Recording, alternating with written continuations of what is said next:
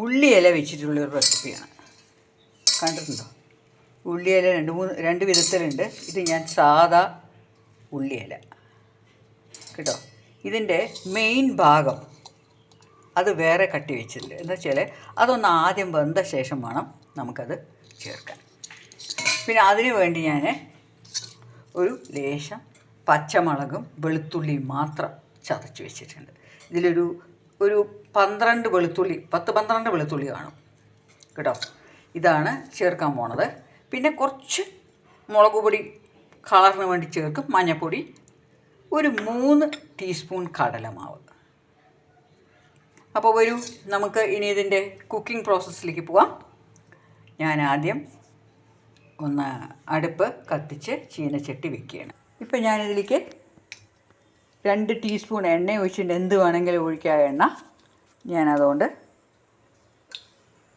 കടുകിടുകയാണ്. കടുകിട്ടു. പൊട്ടി വരുമ്പോഴേക്കും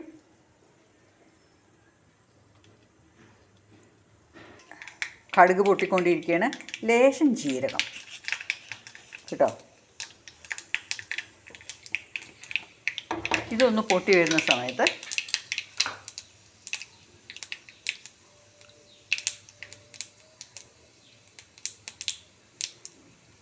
ഇതൊന്ന് പൊട്ടി. ഇപ്പോൾ പച്ചമുളകും വെളുത്തുള്ളിയും കൂടെ ചതച്ചത് ഇട്ട് ഇതൊന്ന് നല്ല മണം വരണ വരെ ഫ്രൈ ചെയ്യുക. ഇപ്പോൾ ഇത് നല്ലൊരു ബ്രൗൺ നിറം വന്നു. അപ്പോൾ ഞാൻ ഈ ഉള്ളിയുടെ ആദ്യത്തെ ഷൂട്ട്സ് വെള്ള കളറുള്ളത് ഇടുകയാണ് കേട്ടോ. എന്നിട്ട് ഇതിനെ നന്നായി ഒന്ന് ഫ്രൈ ചെയ്യുക. ഈ സമയത്ത് ലേശം മഞ്ഞൾപ്പൊടി, ഒരു 1/4 ടീസ്പൂൺ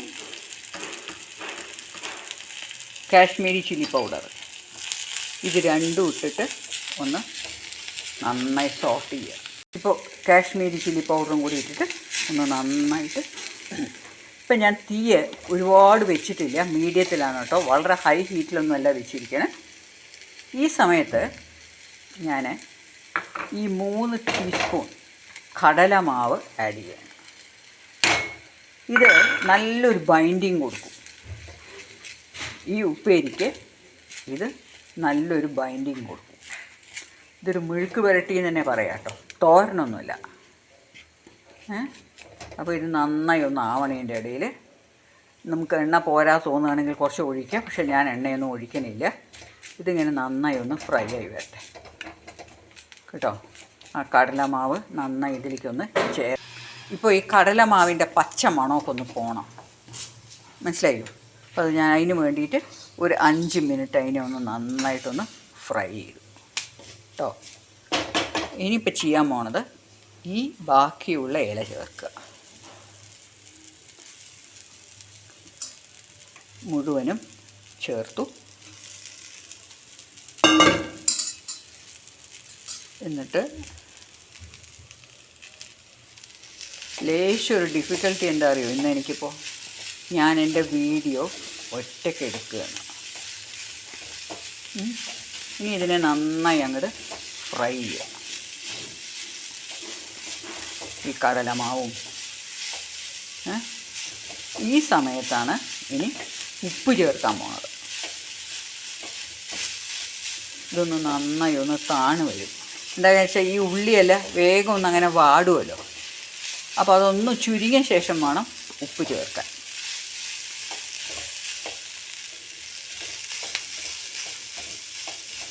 കടലമാവും ഇതൊക്കെ കൂടി നന്നായി ഒന്ന് ചേരട്ടെ. അതൊന്ന് ഞാൻ ചെറുതായിട്ടൊന്ന് വറുത്തോണ്ട് ഇപ്പം ഞാനിതിലേക്ക് ഉപ്പ് ചേർക്കുകയാണ് കേട്ടോ. ലേശം ഉപ്പ് ചേർത്തു. ഇതിൽ ഉപ്പ് ചേർക്കുമ്പോൾ എന്താണ് സൂക്ഷിക്കേണ്ടത് വെച്ചാൽ ഇത് വേഗം ഷ്രിങ്കായി പോകുന്ന ഇലയായതുകൊണ്ട് ഇനി ഇതൊന്ന് ആ കടലമാവൊക്കെ ഒന്ന് വേവാനുണ്ട്. അപ്പോൾ ഉപ്പൊക്കെ ഇട്ട് ഈ കടലമാവും എല്ലാം കൂടി ഒന്ന് ഞാൻ അടച്ച് വെച്ചിട്ട് ലേശം വേവിക്കട്ടെ. ഇപ്പോൾ ഞാൻ അടച്ച് വെച്ചത് ഒന്ന് തുറക്കുകയാണ്. എന്നിട്ട് ഇതിനെ ഒന്ന് നന്നായി ഇളക്കുകയാണ്. ഇനി ഇതിൻ്റെ എല്ലാ ഭാഗങ്ങളും ചെയ്ത് കഴിഞ്ഞു. ലാസ്റ്റായിട്ട് ഇതെന്താ ചെയ്യാൻ പോകണറിയോ, ഓഫ് ചെയ്തിട്ട് ഒരു ലേശം നാരങ്ങ നീര്. അതിതിൻ്റെ ടേസ്റ്റ് ഒന്ന് നന്നായി കൂടും ഫ്രണ്ട്സ്. അപ്പോൾ ഈ ഉള്ളിയില വെച്ചിട്ട് ചെയ്യുന്ന ഈ ഉപ്പേരി ഉണ്ടല്ലോ, വളരെ ടേസ്റ്റാണ്. ഞാനിത് എല്ലാവരും ഉണ്ടാക്കി കാണുമെന്ന് ഞാൻ കണ്ടിട്ടില്ല. എന്താ കാരണം വെച്ചാൽ ചിലവർക്ക് ഈ ഉള്ളിയിലയുടെ ടേസ്റ്റ്, പക്ഷെ നമ്മൾ രണ്ട് വിധത്തിൽ കാണാറുണ്ട് ഉള്ളിയില. കുറച്ച് വലിയ തണ്ടായിട്ട് പൂവോട് കൂടിയിട്ട് ഒക്കെ കാണുന്നൊരു ഉള്ളിയിലയുണ്ട്. ഇത് അതല്ല, ഇത് സാധാ ഓർഡിനറി ചെറിയ ഉള്ളി മുളപ്പിച്ചിട്ടുള്ള ഉള്ളിയില ഇവിടെ നിറയെ ഈ സമയമായാൽ കിട്ടും. അപ്പോൾ ആസ് എ ലാസ്റ്റ് പ്രൊസീജിയർ ഞാനിതാ കുറച്ച് ചെറുനാരങ്ങ നീര് ഒഴിച്ചു അതിനകത്തേക്ക്. എന്നിട്ട് ഞാൻ എൻ്റെ ഫ്ലെയിം ഓഫ് ചെയ്തിട്ടാണ് ഞാനത് ഒഴിച്ചിരിക്കുന്നത്. ഇനി നന്നായി ഒന്ന് ഇളക്കുക.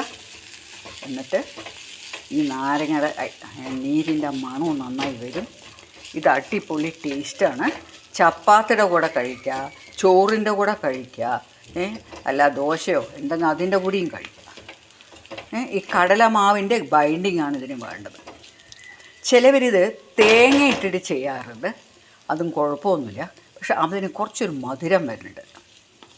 എനിക്ക് താല്പര്യമില്ലാത്ത ഒരു കാര്യമാണ്, ചിലവർക്ക് ഇഷ്ടമായിരിക്കും. അപ്പോൾ ഫ്രണ്ട്സ്, ഞാനിതിനെ എൻ്റെ ഒരു പാനിലേക്ക് ആക്കട്ടെ. അപ്പോൾ ഫ്രണ്ട്സ്, ഇന്നത്തെ എൻ്റെ ഉള്ളി മെഴുക്ക് പുരട്ടി, തോരൻ പറയാൻ പറ്റില്ല, എന്താണെന്ന് വെച്ചാൽ തേങ്ങയൊന്നും ആഡ് ചെയ്തിട്ടില്ലല്ലോ. അപ്പോൾ ഇത് വളരെ ടേസ്റ്റിയാണ്. ഇത് വലിയ വിലയില്ലാത്ത സാധനമാണ് ഈ ഉള്ളിയല്ല, ആണോ? അങ്ങനെ എനിക്ക് തോന്നണം. എല്ലാവരുടെയും അങ്ങനെ തന്നെ ആയിരിക്കണം. നല്ല ടേസ്റ്റിയാണ് കേട്ടോ. ചപ്പാത്തിക്ക് അടിപൊളി, ചോറിൻ്റെ കൂടെ വെച്ച് കഴിക്കുക. ചോറിലിങ്ങനെ അത് പെരക്കിയിട്ട് കഴിക്കുമ്പോൾ നാരങ്ങയുടെ ഒരു പുളിയൊക്കെ ഉണ്ടല്ലോ. അപ്പോൾ ഫ്രണ്ട്സ്, എനിക്ക് പറയാനുള്ളത് എന്താ വെച്ചാൽ, നിങ്ങളെനിക്ക് കുറച്ച് എൻകറേജ്മെൻറ്റ് തരിക പ്ലീസ്. എൻ്റെ വ്യൂവേഴ്സ് എനിക്ക് കുറച്ച് കമൻസ് തരിക, അറ്റ്ലീസ്റ്റ് വല്ല അഭിപ്രായം. സബ്സ്ക്രൈബ് ചെയ്യാൻ നോക്കുക, ഷെയർ ചെയ്യാൻ നോക്കുക. സോ ഞാനിപ്പോൾ വൈൻഡപ്പ് ചെയ്യാണ്. സുധാസ് വേൾഡിൽ നിന്ന് സുധാ മേനോൻ്റെ എല്ലാവിധ ഭാവങ്ങളും എല്ലാവർക്കും. ഞാൻ എവിടെയും പോകുന്നില്ല. So see you in the next video with a wonderful recipe. Bye from Sudha Menon.